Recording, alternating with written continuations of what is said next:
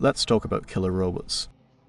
The language in a new police disclosure raises concern over the use of deadly force robots in San Francisco. The topic has been simmering again of late due to the increasing prospect of killer robots in domestic law enforcement. For its part, Boston Dynamics has been very vocal in its opposition to the weaponization of its robots. Last month, it signed an open letter, along with other leading firms Agility and Robotics, ClearPath Robotics and Open Robotics, condemning the action. It notes, "We believe that adding weapons to robots that are remotely or autonomously operated, widely available to the public and capable of navigating to previously inaccessible locations where people live and work, raises new risks of harm and serious ethical issues. Weaponized applications of these newly capable robots will also harm public trust in the technology in ways that damage the tremendous benefits they will bring to society." The letter was believed to have been, in part, a response to Ghost Robotics' work with the US military.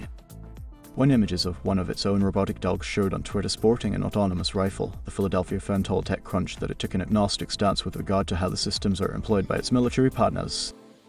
"We don't make the payloads. Are we going to promote and advertise any of these weapon systems? Probably not." That's a tough one to answer. Because we're selling to the military, we don't know what they do with them.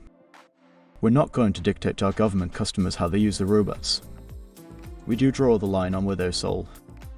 We only sell to US and allied governments. We don't even sell our robots to enterprise customers in adversarial markets. We get lots of inquiries about our robots in Russia and China.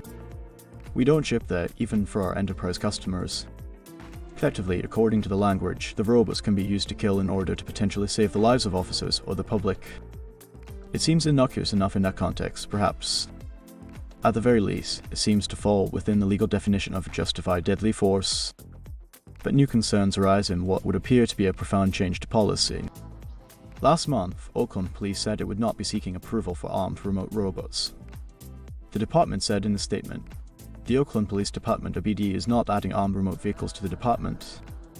OPD did take part in ad hoc committee discussions with the Oakland Police Commission and community members to explore all possible uses for the vehicle. However, after further discussions with the chief and the executive team, the department decided it no longer wanted to explore that particular option. The statement followed public backlash. The toothpaste is already out of the tube of Asimov's first law. The killer robots are here. As for the second law, a robot must obey the orders given it by human beings, and this is still mostly within our grasp. It's up to society to determine how its robots behave.